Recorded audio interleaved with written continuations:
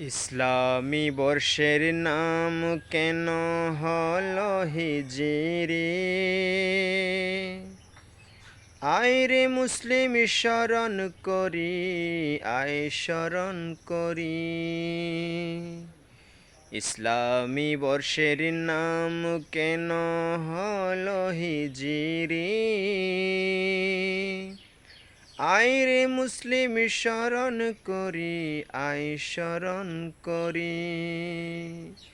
হিজরত হলো মুসলিম জাতির, হিজরত হলো মুসলিম জাতির ত্যাগের নমুনা। মহরম মানে আনন্দ, মহরম মানে বেদনা, মহরম মানে বর্ষা শুরু, আরবি মাসের গণনা।